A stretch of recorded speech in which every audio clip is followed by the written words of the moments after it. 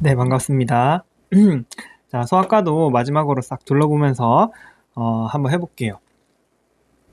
그 수학과가 양이 너무 많아가지고요. 조금 중요한 거 위주로 말씀드려 보도록 하겠습니다. 자, 두 개의 손상 같은 경우 세 개 있었죠. 출산 머리 부종과 모상 건막 밑출혈. 그 다음에 여기 이제 머리 혈종. 이렇게 세 개 있는데 주로 이제 머리 혈종에서 문제가 나온다고 말씀드렸습니다. 자, 머리 혈종 같은 경우에는 골막이 두 개골에 나눠져 있기 때문에 봉합선을 넘지 않는다라는 특징이 가장 중요했고요. 그 다음에 골막 아래에 있기 때문에 무균 상태로 저절로 흡수된다. 그렇기 때문에 절대 흡인하지 않고 경과 관찰을 하면 됐었다. 자, 그 다음에 쇄골골절 같은 경우에는 어깨 난산이나 거대화 분만 중에 어깨를 빼다가 많이 발생했죠. 자, 그 다음에 이 가성마비가 중요했습니다. 가성마비 때문에 편측 모로 반사와 파악 반사가 모두 감소하거나 소실된 것처럼 보일 수 있습니다. 모로 반사나 파악 반사는 신경에 문제가 있어야 되지만 얘는 아파서 신경에 문제가 없지만 안 움직였다. 그래서 고정 후에 경과 관찰을 해야 됐다. 자, 위팔 신경마비 같은 경우에는 두 가지인데 보통 요 위에 거 상부신경이 손상되는 요 마비가 흔하다고 말씀드렸습니다. 자, 신경 특히 상부신경이 손상을 받았으니까 모로 반사가 감소하거나 소실되겠죠. 하지만 파악 반사 아래쪽은 정상이다. 자, 반대로 하부신경이 손상되면 모로 반사가 정상이고 파악 반사가 감소되거나 소실될 수 있다. 자, 그 다음에 요건 특히 특이적인 그 제스처죠. 이렇게 팔을 몸에 붙이고 안쪽으로 돌리면서 여기 상부 팔 쪽에 어퍼암이 내외전으로 싹 돌아가면서 자연스럽게 손바닥이 뒤로 향하는 이러한 자세, 이러한 자세를 보이는 게 특징적이었습니다. 자, 그 다음에 이제 주상기 가사네요. 자, 주상기 가사 같은 경우에는 신생아에서 이러한 호흡 허혈이 발생한 거였죠. 여기서 이제 중요한 건 요거였죠. 무호흡이거나 심박, 특히 무호흡도 무호흡인데 심박수가 100회 미만이면 바로 양압환기. 정답이 무조건 양압환기였습니다. 적절한 양압환기를 했는데도 불구하고 심박수가 60회 미만이면 기관 삽반 후 흉부 압박한다. 이후에도 60배 이상으로 회복되지 않으면 에피네프린을 투여한다. 이런 말씀드렸습니다. 자, 그 다음에 저산소 허혈 뇌병증 같은 경우에는 이제 이런 거죠. 모로 반사가 소실되거나 실질적인 허혈로 인한 뇌 손상이 발생하기 시작하는 거죠. 이렇게 놔두면 이제 뇌성마비가 되겠죠. 그래서 이러한 근긴장도 저하가 발생할 수 있다. 다음에 부종으로 앞승구멍에 용기가 나타날 수 있다. 그래서 막 허혈에 사인을 줘요. 막 청색증이 있다던가 아니 허혈에 막 사인을 주는데 얘가 신경학적인 문제가 발생하기 시작했다. 뇌에 무슨 문제가 발생하기 시작했다. 라고 그러면 요걸 의심해야 되고요. 자, 가장 중요한 거 뭐야? 뇌 초음파를 찍어야 된다. 사실상 애기들 머리 검사 뭐 할래? 이러면 뇌성마비, 뇌 MRI 그거 빼고는 다 뇌 초음파라고 보시면 됩니다. 다음에 치료적 저체온법으로 치료를 해볼 수 있겠다. 자, 신생아 발열 같은 경우에는 두 가지였죠. 여기 이제 신생아 과체온이랑 신생아 폐혈증인데 과체온 같은 거는 이제 할머니들이나 이런 분들이 애를 똘똘 싸매가지고 그냥 더워졌다. 손발이 따뜻하고 움직임이 활발하면 애가 그냥 덥다. 그래서 수유를 중이라면 수유를 충분히 공급하고요. 다음에 옷을 벗기거나 환경을 온도를 낮춘다. 자, 폐혈증 같은 경우에는 보통 이러한 걸 줍니다. 조기양 파열이 있었다. 아니면 산모의 바지나에서 뭐 무슨 세균이 나왔다. 이런 식으로. 손발이 차거나 창백하고 축 처져서 애의 바이탈이 전체적으로 떨어져 있죠. 수유를 잘 하지 않는다. 전체적으로 애 바이탈이 조금 흔들리는 것 같으면은 이제 경험적 항생제. 애기들 뭐 보통 암피실린이나 젠타마이신을 많이 쓰죠. 그래서 이렇게 즉시 투여한다라고 보시면 되겠습니다. 자, 그 다음에 이제 황달이네요. 황달에 있을 때 이제 가장 먼저 뭐 한다? 요거 뭐죠? 요건지. 이제 직접인지 간접인지 구분하고 그 이후로는 이제 날짜로부터 먼저 구분한다. 용업 확대 같은 경우에는 보통 생후 24시간 이내 당일날 태어나자마자 이런 겁니다. 그래서 보통은 직접 쿰즈 검사에서 양성이 뜨기 때문에 확인하시면 되고요. 근데 일부 ABO에서 직접 쿰즈가 음성이 나올 수도 있습니다. 자, 어쨌든 ABO 혈액행동은 RH 혈액형 부족합을 확인해서 진단을 하시면 되고요. 그 다음에 치료가 중요하죠. 치료에서 간접 빌리루빈이 15 이상이면 광선 치료 쭉 하고 20 이상이면 교환 수혈을 진행하시면 되겠습니다. 자, 그 다음에 네, 그렇고요. 자, 그 다음에 두 번째는 용혈은 안 됐는데 애가 지금 적혈구가 깨지고 있지는 않은데 이미 출혈이 된 거.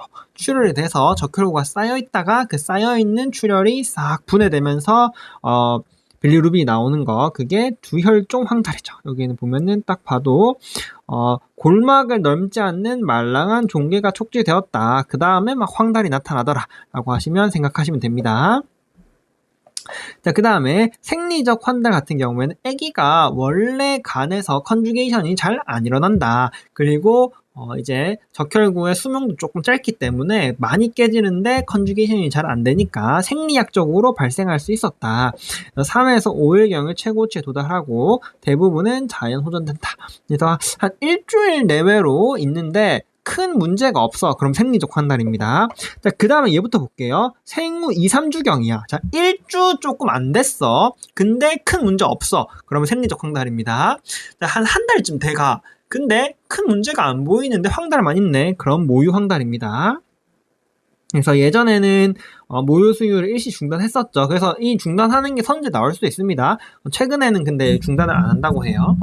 자, 그 다음에 조기 모유 확률로 다시 돌아와 볼게요. 이제 모유가 부족한 거죠. 그냥 수유량 부족으로 장 운동이 감소해서 장에 이제 쌓이다 못해 재흡수가 되는. 그래서 치료가 모유 수유 횟수와 양을 늘리는 것이다.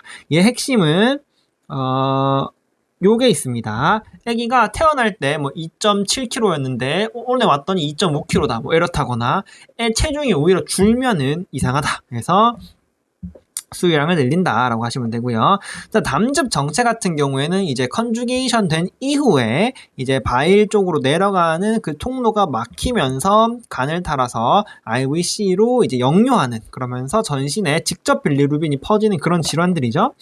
자, 크게 두 가지가 있는데 여기 있네요. 그 주수가 중요합니다. 생후 한 주 내외에 황달이 발생하면 뭔가 태어났을 때부터 문제가 있었구나 하고 선천성 간염을 의심하고요. 자, 보통 선천성 간염 같은 경우에는 태어나기 전부터 간염이 있었기 때문에 태아 성장 지연이나 발달 장애가 이렇게 동반되었다라고 말을 합니다. 이거 보고 확인하시면 되고요. 만약에 1개월 내외인데 애가 막 직접 빌리루빈이 막 상승해 있으면은 이제 담도 폐쇄를 우선 의심을 해봐야 되고요. 직접 빌리루빈이 매우 크게 완전 콱 막혀있기 때문에 매우 크게 증가해서 증상도 팍팍 튀어나온다. 담도 폐쇄를 우리 디시다 스캔으로 확인을 하죠. 디시다 스캔으로 확인한 다음에 진단이 된다면 카사인 문맥장 문합수를 바로 시작해야 되겠다라고 보시면 되겠습니다. 자, 그 다음에 신생아 호흡기네요. 일단 RDS가 이제 가장 중요하고 시험에도 가장 많이 나옵니다. 서펙턴트 부족 때문에 발생하는 질환이죠. 그래서 체스트 엑스레이 딱 봤을 때 전반적으로 새하얗게 공기가 없는 그라운드 글래스 어피어리언스를 보이고, 근데 브론코 그 기관에는 큰 문제가 없기 때문에 기도나 기관에는 공기가 딱 차 있는 이러한 전형적인 모습을 보인다. CPAP하고 서펙턴트 투여로 하시면 되겠다. 이게 이제 가장 중요했죠.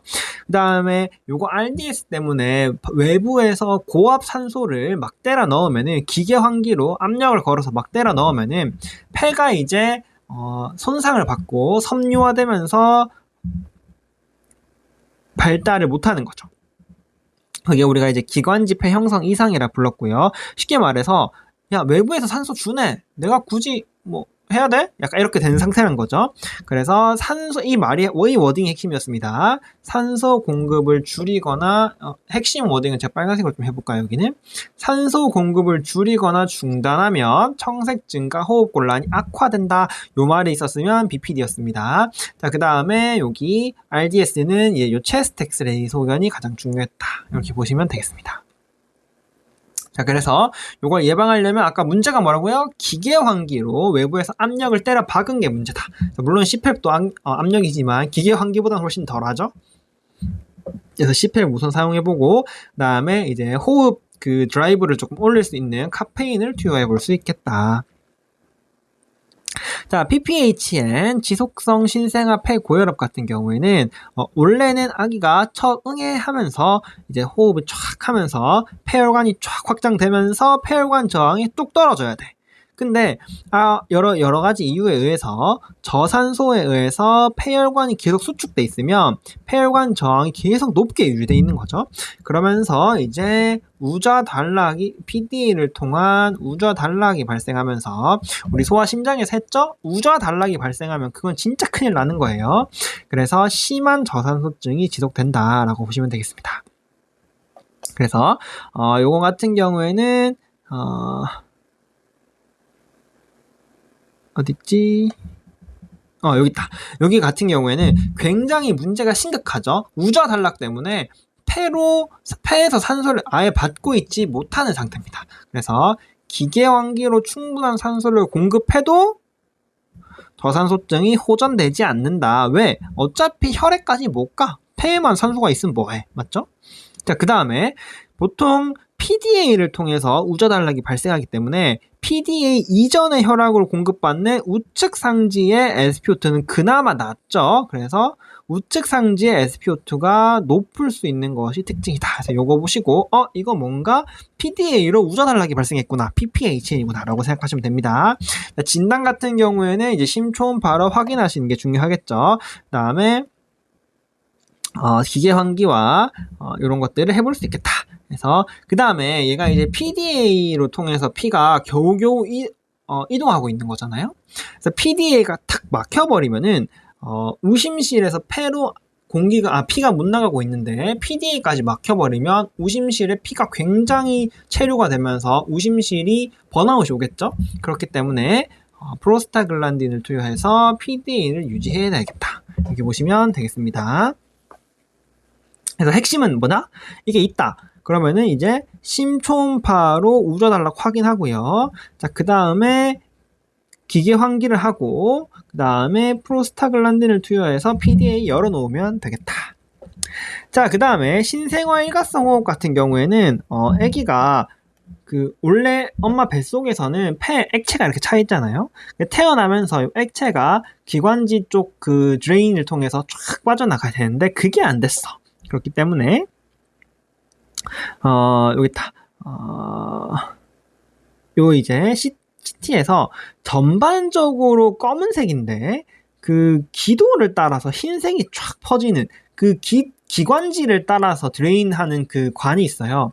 기관지를 쫙 따라서 흰색이 보이는 체스트 엑스레이 폐문부 햇살 모양. 이게 이제 특징적이었고요. 그 다음에 주로 제왕절개에서 호발을 했었다. 라고 보시면 되겠습니다.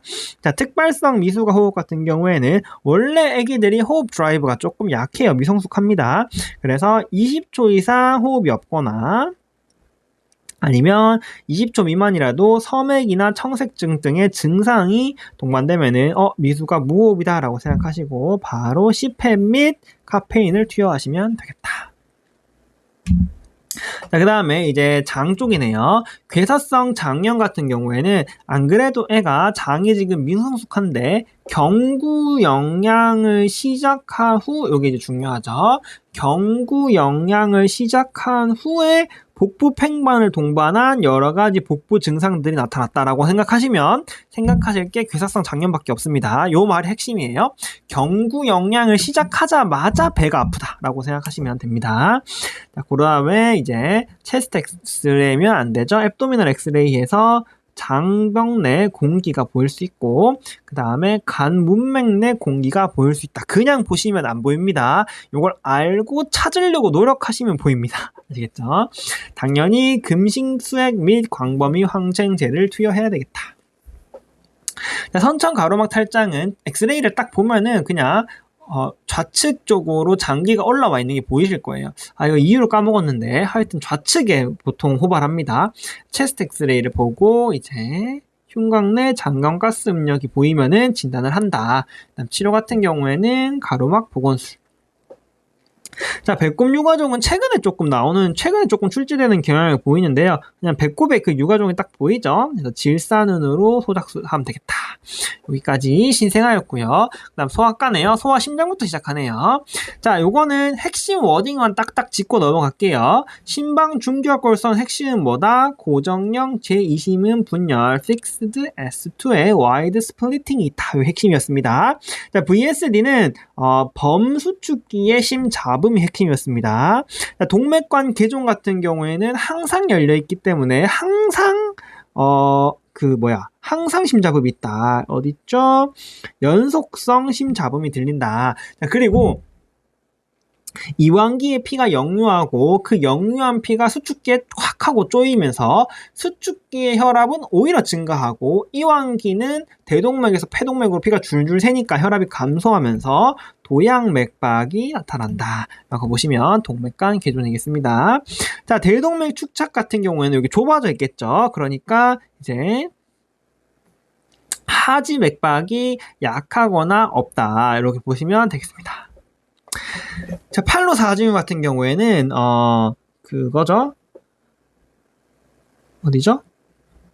여기 있다. 아이가 울거나 수유 후 청색증이 심해지는 무삭소 발작이 일어나면 폐동맥이라고 하면 정확히 좀 그렇고 폐동맥 우회 이걸 뭐라 그러죠? 어딨어? 네, 우심실 유출로. 어쨌든 폐동맥 쪽으로 나가는 심장의 그 길이 좁아지면서 청색증이 심해졌습니다. 그래서 아이가 울거나 수유 후에 청색증이 심해진다 라고 생각하시면 우리가 팔로 사진구나 라고 아실 수 있어야 됩니다. 자, 물론 체스트 엑스레이에서 부트 쉐이프 허트가 정말 드라마틱하게 보이면 좋은데 잘 안 보이는 경우도 많아요. 그렇기 때문에 조금 조심하셔야겠다. 그래서 기본적으로 이건 치료까지 조금 볼까요? 애기 조금 진정시킬 수 있게 이런 자세라던가 전신 혈관장 증가죠? 아니면은 산소랑 모르핀을 투여해서 조금 괜찮다 진정해라 약간 이런 느낌이죠. 자, 그 다음에 얘가 지금 원인이 뭐였어요? 경련 때문이었죠. 그렇기 때문에 예방제로 프라프로놀 같은 거를 사용해 볼 수 있겠다라고 보시면 되겠습니다.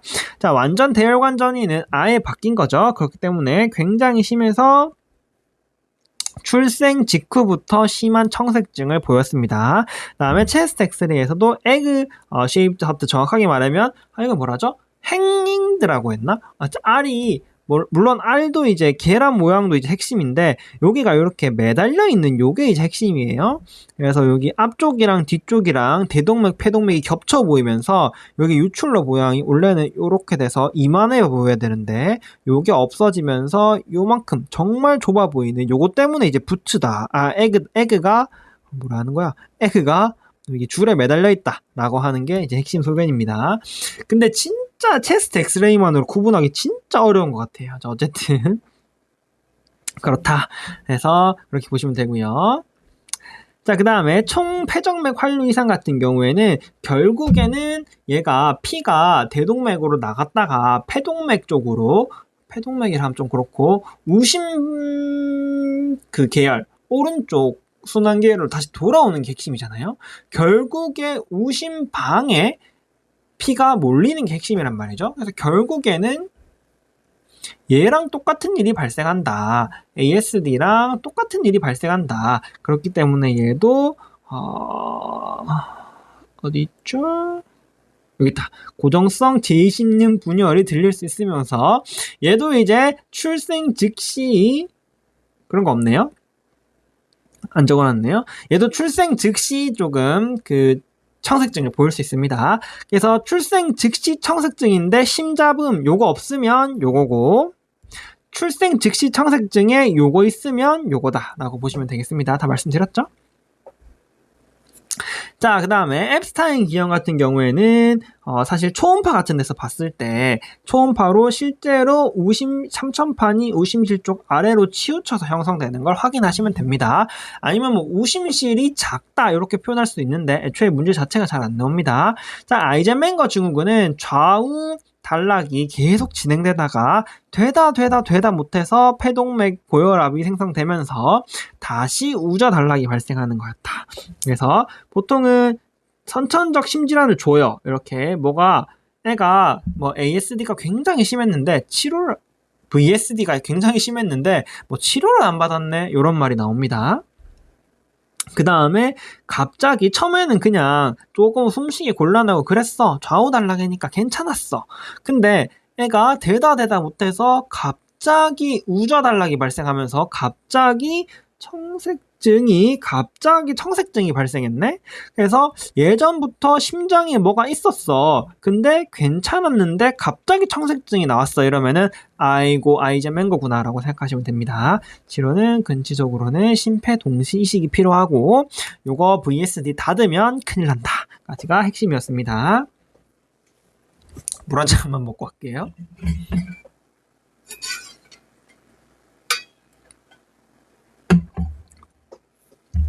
자, 이제 설사는 변비 쪽이네요. 자, 비염증성 설사의 핵심은 이런 거였죠. 혈변이 없고요. 수양성이죠. 아까 이렇게 할게요. 이제 좀 해볼까요? 물설사가 특징적이고 대변에서 적혈구와 백혈구가 검출되지 않으면 우리가 이거 비염증성 설사다 라고 생각하시면 되고요. 소아에서 주로 집단으로 발생한 거는 우리가 로타바이러스다라고 생각하죠. 물론 콜레라도 있을 수 있지만 자, 핵심은 모유 수유와 일반 시기를 중단하지 않는 게 이제 중요하다. 그 다음에 만약에 우리가 탈수가 있어. 애기가 뭐 피부가 어떻고 뭐 이런 거 있죠. 점막이 어떻고 라고 하면은 탈수면 경구 수액을 우선 투여하시면 되겠다. 그래서 수유 멈추지 마라. 탈수면 경구로 수액 넣어라. 요게 핵심입니다. 염증성 설사는 이제 혈변이 동반이 되고요. 그리고 대변에서 적혈구와 백혈구가 검출된다. 이게 혈변이 있을 수도 있고 없을 수도 있는 거예요. 그래서 약간 중증이면 혈변이 있는 건데 우리에게 출제되는 문제는 다 혈변이 있는 걸로 나옵니다. 자, 치료 같은 경우에는 항생제인데, 그리고 이거 대변 배양해야 됩니다. 대변 배양 검사해서 해야 되고요. 대변 배양 후에 이제 항생제를 넣어야 되죠.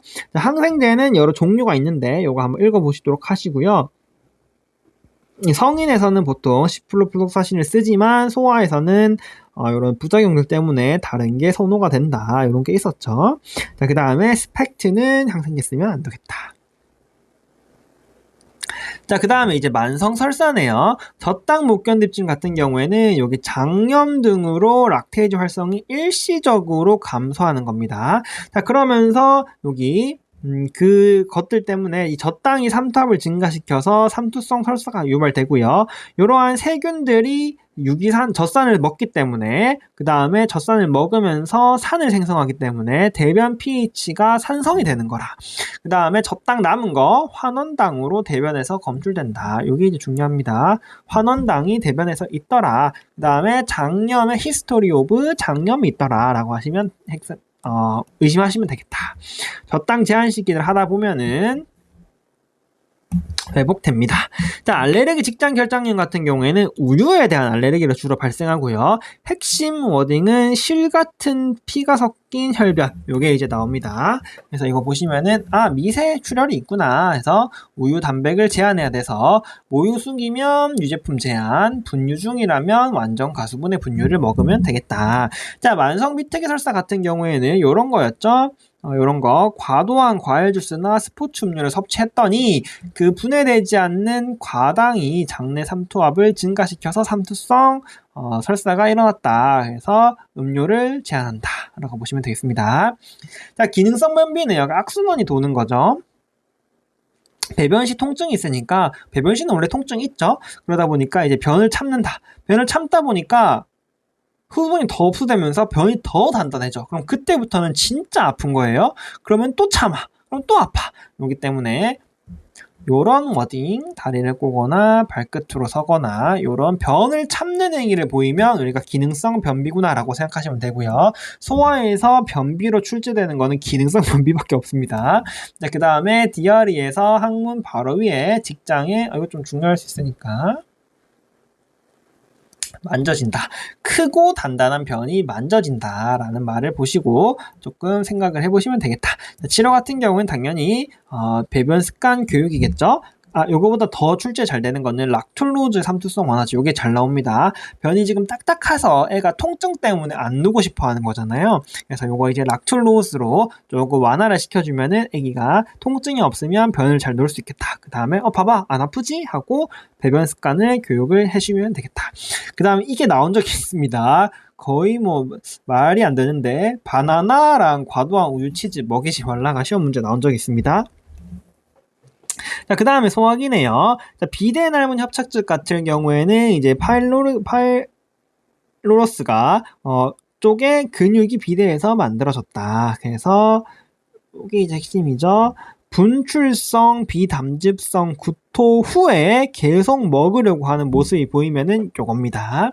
물론 우상복부의 올리브 모양의 종괴가 만져질 수도 있고 안 만져질 수도 있습니다. 자, 그 다음에 요거 이제 얘는 내과적인 응급이다. 내과적 응급 상황이라서 수액이 치료다. MPO 후에 NS와 5,5W 넣고요. 그 다음에 KCL로 전해질을 교정한다. 치료는 낡은 근육 절제술이다. 라고 보시면 되겠다. 자, 선천적 12지장 폐쇄증은 이제 12지장이 막혔다가 안 뚫려가지고 발생하는 거죠. 그래서 출생 직후부터 담즙성 구토가 발생하고 핵심은 뭐다?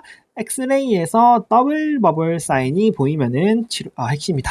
치료는 그 폐쇄되어 있는 그 12지장만 똑 떼서 나머지끼리 묶어주면 되겠다.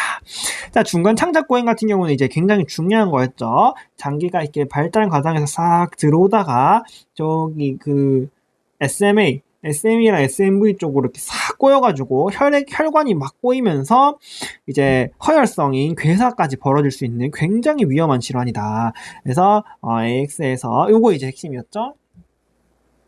위를 제외한 장에 공기 음영이 보이지 않는다. 더블 버블 같은 경우에는 이제 소장이 처음부터 안 막혔을 테니까 소장도 조금 보이고 요렇게 보이고 그 다음에 공기가 이렇게 조금 새어나갈 수 있어요. 그래서 막 여기 대장에도 조금 보이고 그래요. 하지만 중간 창작 고임은 위에만 딱 있고 그 밑에는 깨끗하다. 라고 보시면 되겠습니다. 그 다음에 CT에서도 월풀 사인이 보일 수 있겠죠. 그 혈류들이 싹 돌고 있는. 그 다음에 치료는 라드 술식이다. 꼬여진 거 풀어주는 술식이다. 라고 보시면 되겠습니다. 식도 폐쇄증은 잘 나오진 않는데 나온다면은 여기 수유 시작 후에 수유 직후 기침 청색증 호흡곤란이 발생하면 우리가 이거 그거다 라고 생각하시면 되겠고요. 그 다음에 우리 이것도 중요하죠. 체스트 엑스를 꼽았는데 코비관이 식도로 내려가지 못하고 돌돌 말려있는 모습, 이게 특징적이다. 그래서 외과적 교정술을 진행해 주시면 되겠다. 자, 다음에는 이제 혈변이네요. 맥힐게신 핵심이 뭐다? 무통성 어딨나? 여기 있다. 무통성 대량 혈변. 보이면은 무조건 맥켈 게실입니다. 딴 거 없어요. 그 다음에 요것도 조금 봐줘야 된다. 맥켈 스캔을 조금 해주는 게 최근에 조금 트렌드로 떠오르는 것 같습니다. 그래서 이렇게 무통성 대량이면 맥켈 스캔 진행한다라고 보시면 되고요. 소화 용종은 어딨노? 무통성, 이제 소래혈변이죠. 요게 이제 핵심이었다. 그다음에 검사 뭐 한다? 내시경에서 확인 및 절제술을 바로 진행하시면 되겠다. 자, 장 중첩증의 핵심은 아기가 연동 운동을 할 때 이게 더 말려 들어가면서 더 아픈 거죠. 극심한 통증이 10분 정도 딱 진행됐다가 또 괜찮아. 또 좀 있다가 연동 운동 막 하면 막 10분 정도 막 죽을라 그래. 그러다가 또 조금 괜찮아. 이게 이제 장 중첩증이었죠. 그래서 그런 워딩이 어딘가 있을 텐데. 여기 있다. 주기적인 심한 복통 거의 한 10분에서 15분 정도입니다. 10분에서 15분 정도로 주기적인 심한 복통, 애가 숨도 제대로 못 쉴 정도로 굉장히 아파하는 모습을 보인다 라고 하시면 요거고요. 자, 복부 초음파에서 타겟 사인을 주면은 그냥 거의 땡큐죠. 요거 보면 끝입니다. 그래서 치료 같은 경우에는 공기나 식염수로 인한 정복을 하는데 더 이상 바륨은 사용하지 않습니다. 공기나 식염수를 이용한 관장 정복을 시작하고요. 정복이 실패하면 응급수술입니다. 정복이 성공했는데 재발하면 성공했던 그거 한 번 더 하면 됩니다. 자, 그 다음에 영아산통 같은 경우에는 이제 장의 미성숙이 원인이 아닌가라고 생각하고요.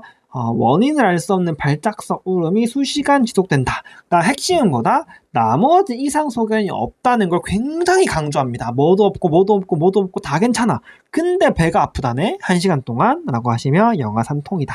라고 보시면 되겠습니다. 자, 선천적 거대결장증 같은 경우, 또 항문 막힘증 같은 경우, 이제 치프 컴플레인이 태변이 없다로 오는 겁니다. 그 다음에 뭐 복부가 조금 불러오를 수는 있겠죠. 자, 얘는 선천적 거대결장증은 이제 신경총이 제대로 내려가지 않는 게 문제였습니다. 핵심 워딩은 뭐였냐? 디어리에서 손가락을 빼는 순간 막혀있던 장이 열리면서 가스와 대변이 폭발적으로 배출. 요게 핵심입니다. 그래서 막 애가 배가 아프고 뭐 합니다. 디아리를 했더니 가스와 대변이 폭발적으로 배출되었다라고 하시면 그냥 요겁니다. 아시겠죠? 자, 그 다음에 물론 앱도미널 엑스레이에서도 트랜지션 존이 보일 수 있습니다. 요것만 봐도 확인할 수 있습니다. 자, 그 다음에 이제 신경총이 진짜로 있나 없나를 확인해야 되겠죠. 그래서 신생아는 직장 흡입 생검이면 충분하고요. 소아부터는 직장 정층 생검이 필요하다라고 보시면 되겠습니다. 치료는 뭐야? 그 신경절이 없는 부분이 있잖아요. 그거 딱 빼고 있는 부분을 항문에 연결시키면 됩니다. 이렇게 하시면 되겠다. 자, 항문 막힘증 같은 경우에는 이제 항문이 내려오다가 중간에 완벽하게 구멍이 되지 못하고 중간에서 멈춘 거죠. 그러면서 그 근처에 비뇨기라든지 피부를 뚫고 나오는 겁니다. 자, 그래서 여기서 중요한 건 뭐였냐? 태변이 없으면 항문을 보겠죠. 항문이 안 보이네? 그러면은 출생 후 24시간 동안 회음부를 관찰하고 필요시 회음부 초음파를 해야 된다. 요거 왜 해야 돼? 고위형과 저위형을 구분해야 돼서. 왜 구분해야 되죠? 수술법이 다르기 때문입니다. 자, 고위형은 여기 이제 요도 끝이나 아니면 바지날 쪽으로 나옵니다. 그렇기 때문에 얘는 항문 재건술이 필요하기 때문에 장루 만들고 항문 재건술하고 장루 제거에 3단계 수술이 필요했고요. 저희부 같은 경우에는 회음부 피부를 통해 태변이 배출됐죠. 요 같은 경우에는 항문 성형술을 바로 시행하면 되겠다. 그렇기 때문에 시험 문제에서 주로 뭐가 나온다? 요거 해야 되는 게 문제 나옵니다. 치료법이 다르기 때문에. 자, 그 다음에 이제 선천덩이네요. 갑상혈관낭 같은 경우에는 핵심이 뭐였다? 어딨노? 여기 목 정중앙 나타나고 잘 움직인다. 함께 움직이는 것이 특징적이다. 그래서 목 중앙에 딱 박혀 있고 얘가 침을 삼킬 때마다 위아래로 꼴딱꼴딱 움직인다 라고 하시면 갑상혈관낭이다 라고 생각하시면 되겠습니다. 얘는 중요한 게 뭐냐면 제거하는 게 중요한데 여기 이제 낭종 당연히 제거해야 되겠죠. 그 다음에 갑상설관도 당연히 제거해야 되겠죠. 그 다음에 설골 중앙부를 함께 절제해야 된다. 여기 이제 시험에 나온 적이 있다. 자, 아가미 틈새 기형 같은 경우에는 목의 옆부분을 만드는 거였죠. 그래서 SCM의 측면부에 있으면은 아가미 틈새 기형이다. 그 다음에 얘는 분비물이 배출될 수 있습니다. 그 차이가 있다. 자, 낭 림프관종은 시험에 안 나오는데 만약에 나온다면은 목 뒤쪽이다 라고 보시면 되겠습니다. 자, 선천적 복벽 기형에는 시험이 잘 안 나오는데요. 나온다면은 두 가지가 있다. 배꼽 탈출증이 있고 그 다음에 복벽 파열증이 있다. 자, 배꼽 탈출은 그 장이 막 그대로 쌓인 채 그대로 배꼽으로 도출되기 때문에 탈장낭이 있고요. 자, 복벽 파열증 같은 경우에는 복벽이 파열되면서 그 복막도 같이 손상을 받기 때문에 생장이 문 밖으로 나온 거였어요. 그래서 장 손상이 빠르게 진행될 수 있기 때문에 빠른 한 수술적 교정을 시행해야 된다. 나온 적은 없습니다. 자, 배꼽 탈장 같은 경우에는 여기 위에 배꼽 탈출은 애초에 피부가 없는 거죠. 스킨이 없이 그 복막과 장이 문 밖으로 나온 거고요. 배꼽 탈장은 스킨이 약한 거죠. 그래서 스킨 밖으로 탈장이 계속 밀리는데 어쨌든 스킨은 있는 거다라고 보시면 되겠습니다. 그래서 울거나 힘줄 때 배꼽이 볼록한 게 특징적이고요. 치료는 5세 이전에 자연적으로 호전되기 때문에 5세까지 경과 관찰이다. 자, 절개창 탈장은 히스토리 오브 복부 수술 무조건 있습니다. 그 다음에 수술 부위로 흉터가 볼록하게 튀어나온다라고 보시면 되겠고요. 자, 치료로는 탈장 교정술이나 봉합술이나 인조 그물망을 위한 이용한 수술적 교정을 해야 된다. 얘는 돌아오지 않습니다. 자, 그래서 요거 있죠? 요거 세 개는 제가 말씀드렸죠. 엑스레이가 아니고 CT 보는 거 중요합니다. CT로 조금 구분하실 줄 아셔야 된다. 자, 그 다음에 복직근내 혈종 같은 경우에는 요런 거 있습니다. 외상이나 심한 기침 후에 갑자기 생겼다고 말하고요. 얘도 CT에서 딱 보는 게 중요하다. 그 다음에 얘는 저절로 흡수되기 때문에 보존적으로 치료를 하면 되겠다. 자, 서해부 탈장은 뻔하죠. 여기 이제 기침이나 섰을 때 그 서해부 쪽으로 삿부위에 볼록한 덩이가 있다라고 보시면 되고요.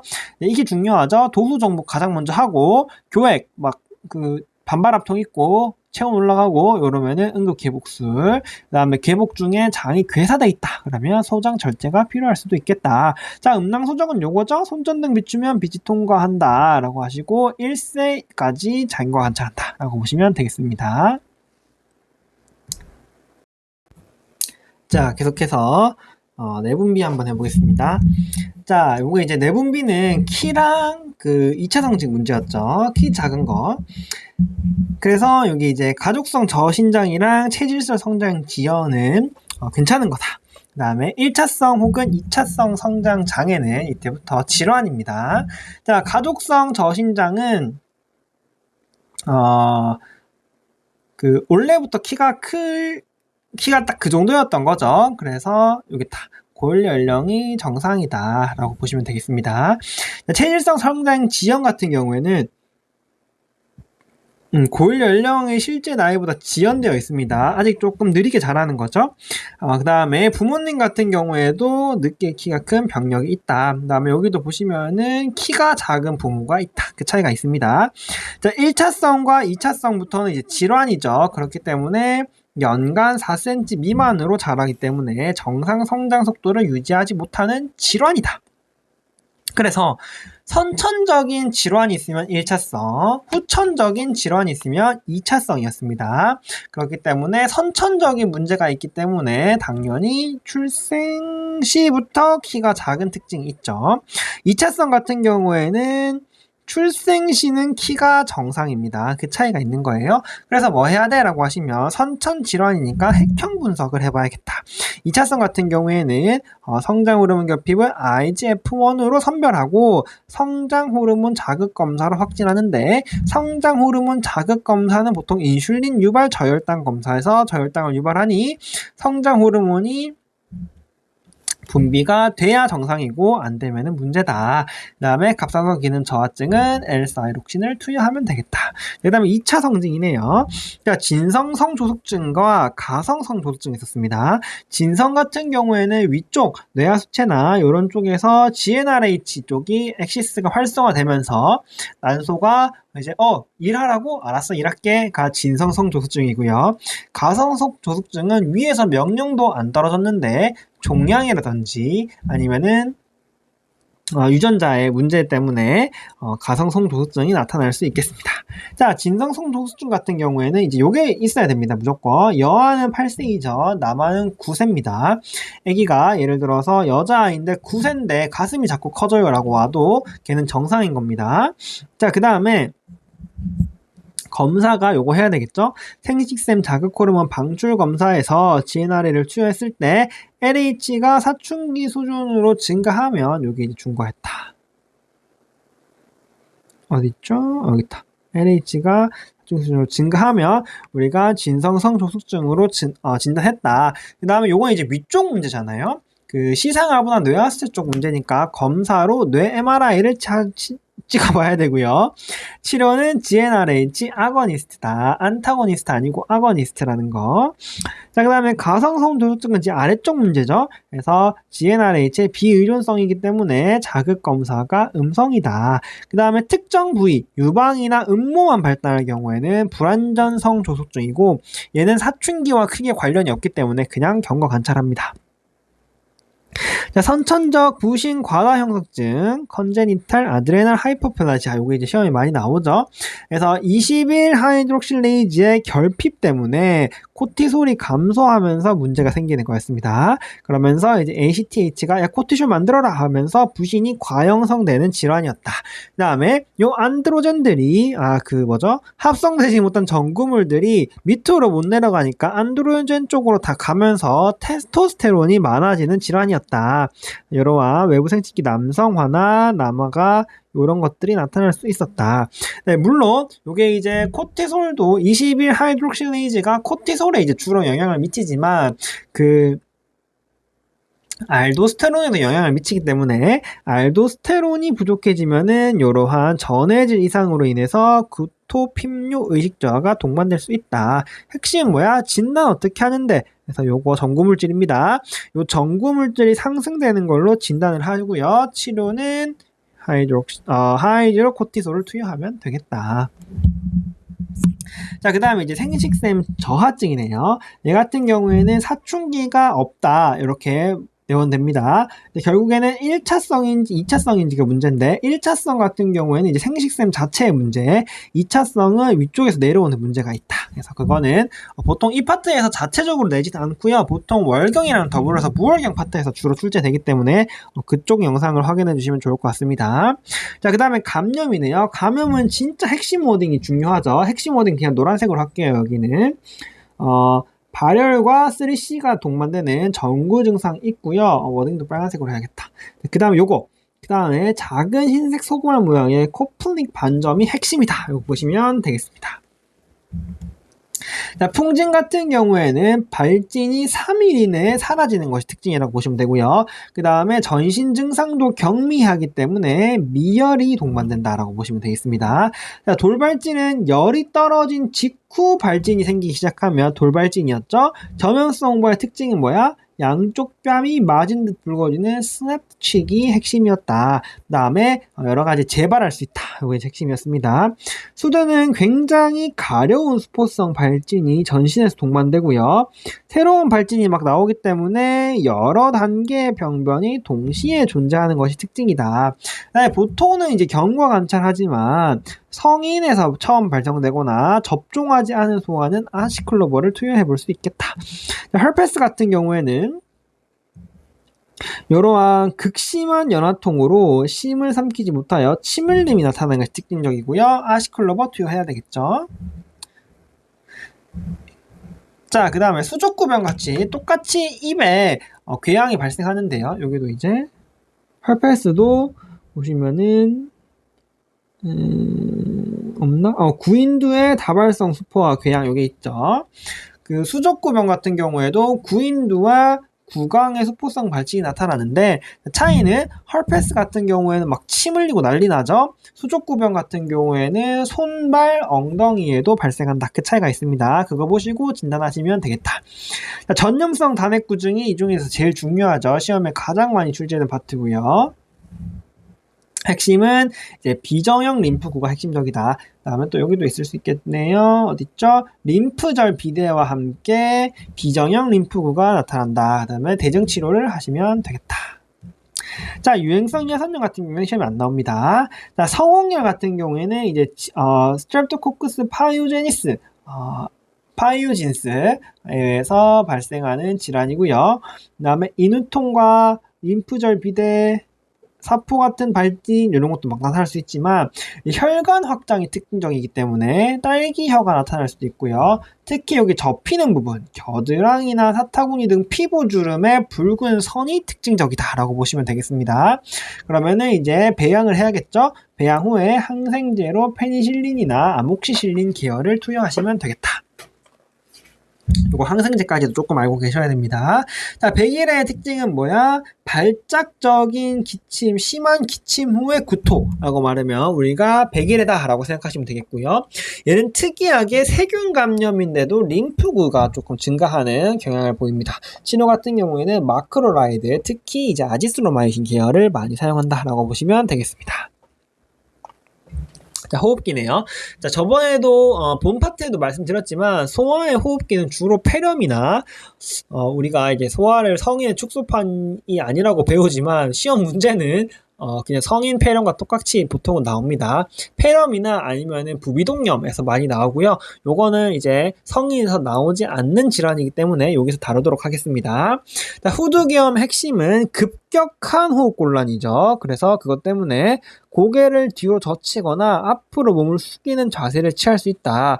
그래서 그 다음에 이거부터 중요한 거는 후두경에서 붉게 부어오른 후두개가 보인다. 그 다음에 극심한 호흡곤란이 있다. 급격한 호흡곤란이 있다라고 보시면 되고요. 치료 같은 경우에는 기관 삽관을 진행하셔야겠다. 기관지염은 크롭인데 좁아진 거죠. 그러면서 개 짖는 듯한 기침이 난다. 마킹 사운드라고 합니다. 이게 핵심이다라고 보시면 되겠고요. 그 다음에 엑스레이에서 여기 성문 하부가 첨탑처럼 좁아진 모습을 보인다라고 보시면 되겠고요. 치료 같은 경우에는 스테로이드죠. 그 다음에 이제 중증인 경우에는 에피네프린 흡입까지 해줄 수 있겠다. 요거 이제 치료도 조금 잘 알고 계셔야 됩니다. 이 두 개는 이제 치료 중요합니다.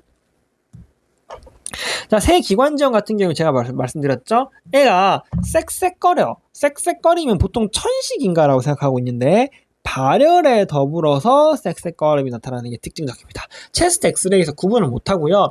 대신에 보통 천식이면은 그 PFT?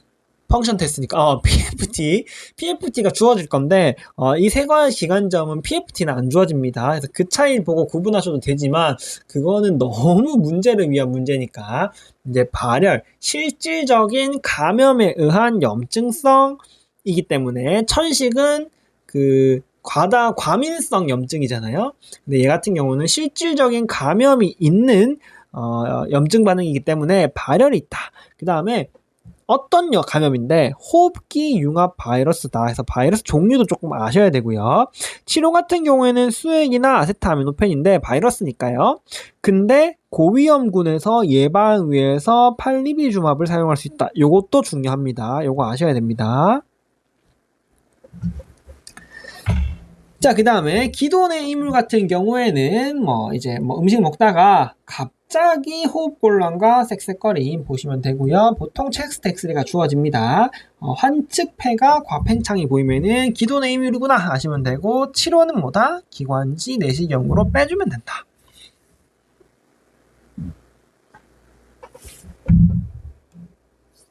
네, 자, 다음에는 이제 면역 그쪽이네요. 자, 아토피 같은 경우에는 치료가 호상구 증가와 이런 거 보시면 되고, 치료가 중요했죠. 스테로이드를 바르는 건데 이제 영아랑 약한 거, 소아는 강한 거, 종류까지 조금 알고 계셔야 된다.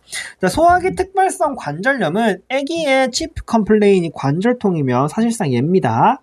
6주 이상 관절염이 생기면 사실상 얘고요. 그 다음에 RF와 비슷한 증상을 보이지만 조조광직이나 RF와 비슷한 것을 보이지만 류마티스 인자는 있을 수도 있고 없을 수도 있습니다. 서브타입에 따라서 달라집니다. 치료가 엔세이드라는 거, 왜냐하면 사실상 원인을 알 수 없기도 하고요. 이 같은 경우에 셀프 리미트하기 때문에 엔세이드로 증상을 조금 조절해 주면서 경과 관찰을 하면 됩니다. 그래서 엔세이드로 증상만 조금 조절해 주고요. 만약에 안 되겠다, 얘는 6주 이상 계속 지속되고 안 되겠어, 그러면은 조금 빡세게 메토트렉세이트로 치료를 시작해 보는 겁니다. 자, 헤노셜라인 자만병은 IgAN의 전신 버전이라고 제가 말씀드렸습니다. 그렇기 때문에 여기 자반에 더불어서 어딨나요? 여기 자반에 더불어서 이러한 전신적인 증상이 동반되는데 주로 IgAN을 내기 때문에 주로 혈류입니다. 그래서 자반증과 혈뇨가 동반되면 우리가 전신성 IgA 침착이구나 헤노셜라인 자반병이다 라고 보시면 되겠습니다.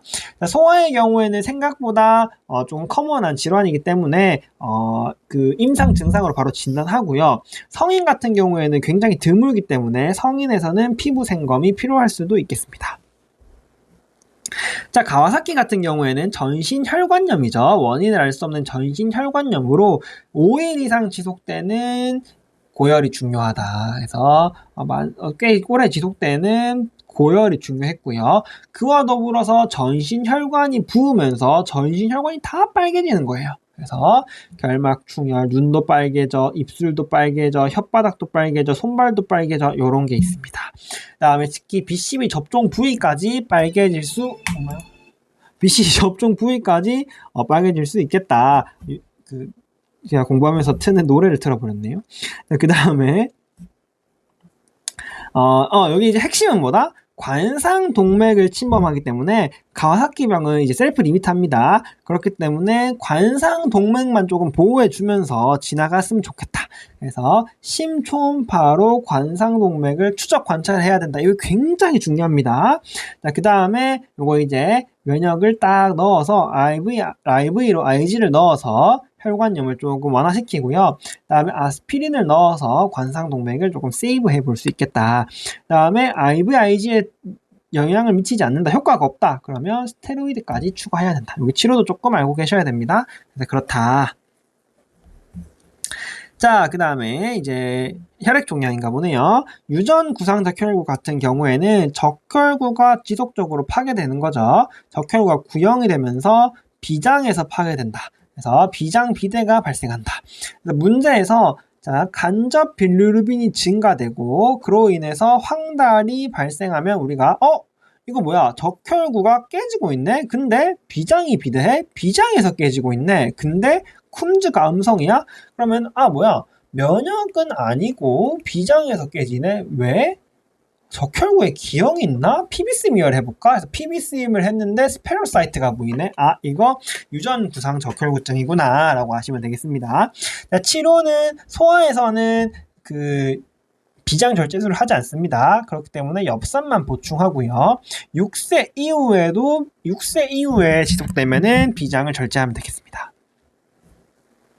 자, 용혈요독 증후군은 시가톡신 이콜라이에서 발생하는 거죠. 그래서 먼저 혈성설사가 발생합니다. 이후에 핍뇨가 나타나면 우리가 확인하시면 되겠다.